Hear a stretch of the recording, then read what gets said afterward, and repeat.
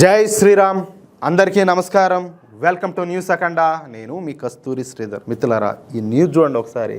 ఎంత దారుణంగా ఉంటుందంటే మాటల్లో అయితే చెప్పలేం. నేనేమైనా అన్నానంటే అన్నాను అంటారు. అసలు వీళ్ళు చేస్తూ ఉండే పనులు ఏంది?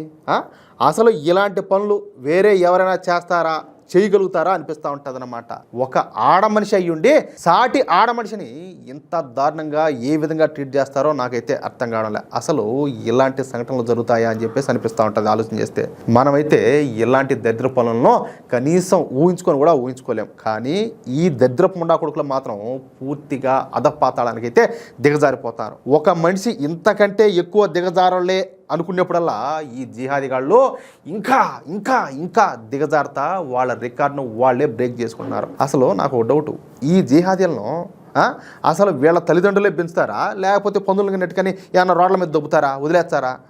దేశంలో జరిగేటటువంటి నేరాలన్నింటిలో ఈ జిహాదీలైతే మెజార్టీగా ఉండదు. అసలు మతం కోసం ఏందిరా స్వామి మానవం సృష్టించేదే? మతం కోసం వేరే వాళ్ళని చంపేది ఏంది? మతం కోసం మానవత్వాన్ని మర్చిపోవడం ఏంది అంటాలే. అయినా నా తెలియక అడుగుతున్నాలే, వీళ్ళందరికి పిచ్చా? ఖచ్చితంగా పిచ్చే, లేకపోతే ఇటు పనులు ఎవరు కూడా చేయరు. మతం అనేది మన జీవన విధానాన్ని సూచించేదన్నమాట. మతం అనేది మంచి చెడు విచక్షణ నేర్పించేది. మతం అనేది మానవత్వాన్ని నేర్పించేది. అవునా కదా? అంతేగాని మత పిచ్చితో పరాయి మతస్థులను ఇబ్బందులు పెట్టమని చెప్పి కాదు. అవునా కదా? ఈ మత పిచ్చితో చివరకు సాంప్రదాయవాదులు కూడా జిహాదీలుగా మారిపోతారు. ఆ మారి ఉండాలి. బాగుండే వాళ్ళు కూడా వీళ్ళు బాగుండనియడం లే, రెచ్చగొట్టి పారు దొబ్బుతారు. రిజర్వ్డ్గా ఉండేటటువంటి కుటుంబాలు కూడా ఈ మత పిచ్చితో కొట్టుకొని చేస్తారు. చాలా అంటే చాలా హీనంగా ప్రవర్తిస్తారు. ఒక రకంగా చెప్పాలంటే ఈ జిహాదీల కంటే క్రూర మృగాలు 100% బెటర్ అని చెప్పుకోవచ్చు. అసలు జిహాద్ అనే పేరు విన్నారు కదా మీరు. ఈ జిహాద్ అంటే పవిత్ర యుద్ధం అని చెప్పి అంటూ ఉంటారు అనమాట. అదేం పవిత్ర యుద్ధం నాకైతే తెలియదు. కానీ జిహాద్ అనేది ఇస్లామిక్ నుంచి వచ్చినటువంటి ఒక పదం అనమాట. అరబిక్ భాషలో ఈ జిహాద్ అంటే ఆశయ సాధన కోసం శ్రమించడం లేదా పోరాటం చేయడం అని చెప్పేసి అర్థం అంట. ఇస్లాం ధర్మ పరిరక్షణ కోసం చేసేటటువంటి ఈ సాయుధ పోరాటాన్ని కూడా జిహాద్ అని చెప్పేసి అంటారు. ఇక ప్రపంచంలో తీవ్రవాదులందరూ కూడా చేసేది ఈ జిహాదీ అని అంట. ఇక్కడ నేను ఒక మాట చెప్తా. ఇప్పుడు నీ మీదకి ఎవరైనా వస్తే అన్యాయంగా దౌర్జన్యంగా, అవునా కాదా, నువ్వేం చేసినా చెయ్యి, ఇబ్బంది ఏమలే. ఎందుకంటే నిన్ను, నీ కుటుంబాన్ని, నీ ధర్మాన్ని కాపాడుకోవడానికి నువ్వేం చేసినా కూడా తప్పులే నా దృష్టిలో. అంతేగాని వాడి మానాన్ని వాడు బతుకుతా ఉన్నాడు, వాళ్ళ పాటికి వాళ్ళు ఉన్నారు, వాళ్ళ పాటికి వాళ్ళు పండగలు చేసుకుంటున్నారు. వాళ్ళు సచ్చినా బతికినా మంచినా చెడినా అది ఏదైనా వాళ్ళు బతికేది వాళ్ళు బతుకుతున్నారు. వీలైతే వాళ్ళతో కలు, లేకపోతే నీ బతుకు నువ్వు బతుకు. వాళ్ళ మీద నువ్వు దాడులు చేసేది ఏంద్రా, వాళ్ళని చంపాలనేది ఏంద్రా, వాళ్ళని మోసం చేసి ఆ లవ్ జిహాద్ బొత్సులో జిహాద్ అని చెప్పేసి వాళ్ళ అమ్మాయిలు తెచ్చేది ఏంది, లేకపోతే వాళ్ళ భూములు ల్యాండ్ జిహాద్ పేరు చెప్పి వాళ్ళ భూములు దొబ్బేసేది ఏంది, ఏంది ఇదంతా అంటాలే. ఈ విషయం అంతా కూడా ఊరికే నేను చెప్పేది కాదు, ఈ వాస్తవాలన్నీ కూడా మీకు తెలుసు. ఈ రోజు దేశంలోనే కాదు ప్రపంచంలో ఏం జరుగుతుందో ప్రతి విషయం కూడా మీకు తెలుసు. Lashkar-e Taiba, Jaish-e Mohammed, Al Qaeda, Haqqani, ISIS Khorasan వంటి తీవ్రవాద సంస్థలన్నీ కూడా వాళ్ళు చేస్తున్నటువంటి తీవ్రవాదానికి ముద్దుగా అంటే ముద్దు పేరు జిహాద్ అని చెప్పేసి పెట్టుకున్నాయన్నమాట. సరే, వాళ్ళు తీవ్రవాదులు అని చెప్పి సరిపెట్టుకుందాం. కానీ మనతో ఉంటూ, మనలో ఉంటూ, మన మధ్యనే ఉంటూ మన మీద పీకల దాకా విషయాన్ని నింపుకున్నటువంటి ఈ నికృష్టపు దరిద్రులందరినీ కూడా ఏమనాలా? పైగా పైకి మాత్రం మంచిగా ఉన్నట్టు కనిపించడం కాదు, నటిస్తా లోపల మాత్రం పచ్చి హిందూ ద్వేషాన్ని నింపుకున్నటువంటి వెధవలను కూడా మనం జిహాదీలు అని చెప్పి పిలవాలి. అంతెందుకే ఆ స్వామి మనకు తెలియదు. అసలు ఏదన్నా ఒక ఈ సోషల్ మీడియాలో నాయనా అబ్బా అర్థం కావడంలే. అసలు ఎంతమంది ఇప్పుడు బీజేపీకి సంబంధించి కావచ్చు, లేకపోతే హిందుత్వానికి సంబంధించి కావచ్చు, ఏదైనా పోస్ట్ ఏదైనా కనపడితే దాని కింద ఎన్ని నెగిటివ్ కామెంట్లో మొత్తం అంతా కూడా వీళ్ళే. ఎందుకు ఈ స్థాయిలో ఎట్లా రాడికలైజ్ అయిపోయారు వీళ్ళు ఇంత తక్కువ టైంలో అనేది నాకు అర్థం కావడం లేదు. వీళ్ళ వెనక ఎవరెవరు ఉన్నారు, ఏ స్థాయిలో వీళ్ళని రెచ్చగొడతా ఉంటే వీళ్ళు ఆ విధంగా మారిపోయింటారు. చూడండి, అట్లన్నా ఏదైనా మన దేశంలో కాదులే వీళ్ళకి రక్షణ లేకుండా ఉండదా? ప్రశాంతంగా బతుకుతున్నారు. ప్రభుత్వాల నుంచి ఎన్నో పథకాలు అందుతున్నాయి, ఉచిత పథకాలు కూడా. పైగా ఏం తక్కువ జరుగుతుంది? సరే, ఇదిగో ఈ మతం కంటే వీళ్ళని ఏమైనా తక్కువ చూస్తున్నారు, లేకపోతే పలానా వాళ్ళ కంటే వీళ్ళకి ఏదైనా తక్కువ జరుగుతుంది అనేది ఏమన్నా ఉండదా? చెప్పాలంటే ఇంకా ఎక్కువే జరుగుతుంది. అయినా కూడా దేశం మీద ద్వేషం, పాకిస్తాన్ మీద ప్రేమ ఉంటుంది, పాలస్తీనా మీద ప్రేమ ఉంటుంది, భారతదేశం మీద మాత్రం ద్వేషం ఉంటుంది. వాళ్ళ మీద ఏమో ప్రేమ, ఇక్కడ ఉండే హిందువుల మీద మాత్రము అంటే హిందూ ముస్లిం బాయ్ బాయ్ అనే వాళ్ళ మీద మాత్రం ద్వేషమా? ఏంది దారుణం అంతా కూడా?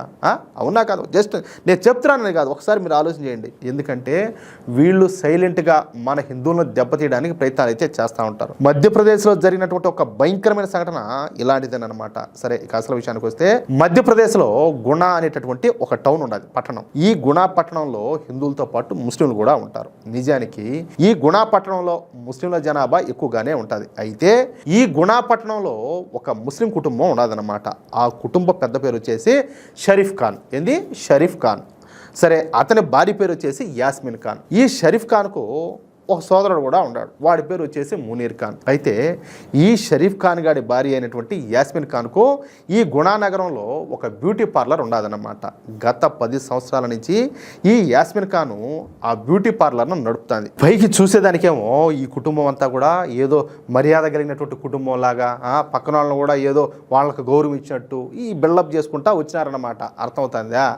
దీంతో ఆ కుటుంబానికి ఈ గుణ పట్టణంలో మంచి పేరు ప్రఖ్యాతులు అయితే ఉన్నాయి. అందరికీ వాళ్ళంటే గౌరవ మర్యాదలు కూడా ఉన్నాయి. ఎందుకంటే వాళ్ళు ఒకరు జోలికి పోకుండా అట్టా పైకి బిల్డప్ చేసుకుంటా వచ్చారు కదా. అయితే ఈ యాస్మిన్ ఖాన్ నడుపుతున్నటువంటి బ్యూటీ పార్లర్లో వర్క్ నేర్చుకోవడానికి ఒక అమ్మాయి ఆ బ్యూటీ పార్లర్లో చేరింది. ఇక్కడ ఇంకొక విషయం ఏంటంటే, అంటే దీనికంటే కొంచెం ముందు అప్డేట్ అనమాట. వీళ్ళు ఇట్లా బ్యూటీ పార్లర్లో మీకు శిక్షణ ఇస్తామని చెప్పేసి ఈ అమ్మాయిలకంటే ఫ్రీగా శిక్షణ ఇస్తామని చెప్పేసి పిలిచినారంట. అందరినీ కూడా పోతారు కదా, పోతారు. సరే, వాళ్ళతో ఇదే విధంగా మంచితనాన్ని నటిస్తారు. ఎవరైతే బాగుంటారో అందమైన అమ్మాయిలు, అందులో మన హిందూ అమ్మాయిలు, అలాంటి వాళ్ళందరూ కూడా ప్లాన్ వేసేది. సరే, ఇంటికి తీసుకెళ్లేది, వాళ్ళకి ఏదైనా మత్తు మంది కలిపేది, ఏదైనా జ్యూస్లు అవన్నీ కూడా ఇచ్చి వాళ్ళు మత్తులోకి వెళ్ళిపోయిన తర్వాత వాళ్ళ మీద అత్యాచారాలు చేసేది. ఎవరు?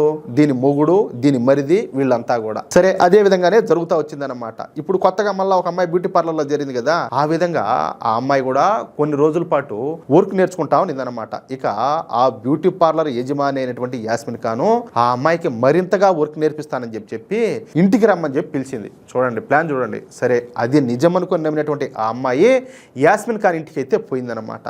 తీరా ఇంటికి వెళ్ళి చూస్తే ఆ ఇంట్లో ఎవరు కూడా లేరంట. ఒక యాస్మిన్ ఖాను భర్త షరీఫ్ ఖాన్ తెప్పించి ఇంకెవరు కూడా లేరనమాట. ఇక ఆ షరీఫ్ ఖాన్ గాడు ఆ అమ్మాయిని బలవంతంగా ఒక రూమ్లోకి తీసుకొని పోయి ఆమె పైన బలాత్కారం అయితే చేసినాడు. వాడి తర్వాత వాడి తమ్ముడైనటువంటి మునీర్ ఖాన్ కూడా అత్యాచారం చేసినాడు. ఈ సంఘటనలను వాళ్ళంతా కూడా వీడియో తీసి పెట్టారంట. ఎంత దారుణమో చూడండి. ఇక ఆ తర్వాత ఈ బాధితురాలైనటువంటి ఆ అమ్మాయి వెళ్ళి ఈ విషయాన్ని యాస్మిన్ ఖాన్కి చెప్తే ఆ యాస్మిన్ ఖాన్ విచిత్రంగా ప్రవర్తించిందంట. అందులో తప్పే ఉండదు, నువ్వు కూడా సుఖపడినావు కదా అని చెప్పి మాట్లాడిందంట. ఆడదేనంటే అదే కాదు, ఆడదేనా అంటాలే అంతే. ఇక బిత్తరపోవడం ఆ అమ్మాయి వంతైందనమాట.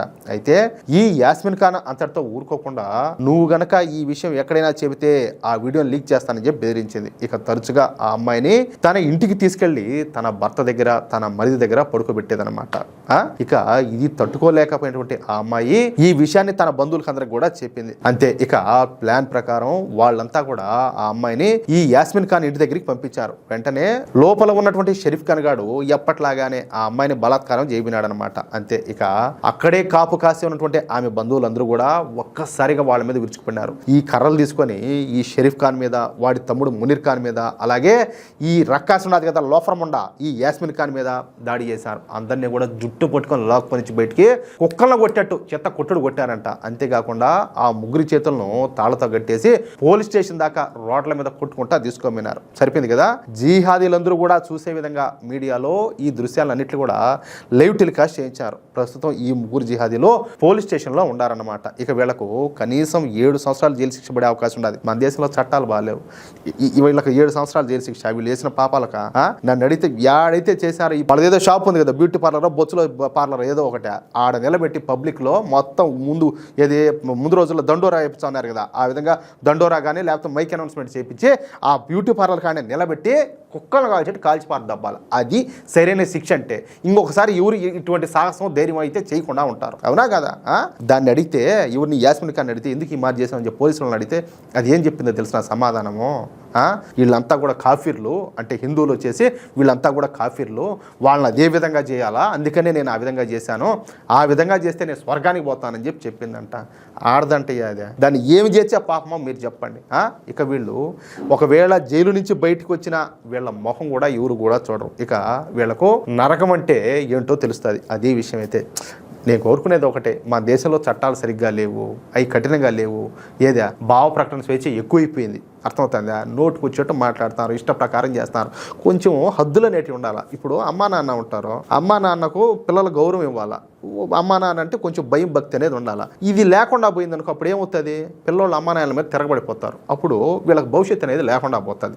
సరైన దారిలో నడవలేరు కదా, అంటే వాళ్ళ భవిష్యత్తు నాశనం అయిపోతుంది. కాబట్టి ఆ భయము అనేది ఉండాలి. ఇక్కడ కూడా దేశంలో కూడా అంతే, చట్టాలన్నా కోర్టులన్నా ప్రభుత్వాలన్నా భయం అనేది ఉంటేనే వీళ్ళు సరిగ్గా నడుచుకుంటారు. అది లేకపోతే ఇది ఇట్నే జరుగుతుంది. అవునా కదా మిత్రులారా? సమాజంలో మర్యాదస్తులుగా చలామణి అవుతూ లోపల ఎంతటి క్రూరత్వాన్ని దాచుకున్నారో మీరు కూడా చూస్తూనే ఉన్నారు.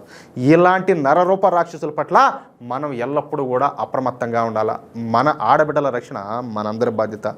ఈ ఘటన పైన మీ అభిప్రాయాన్ని కింద కామెంట్ రూపంలో తప్పకుండా తెలియజేయండి.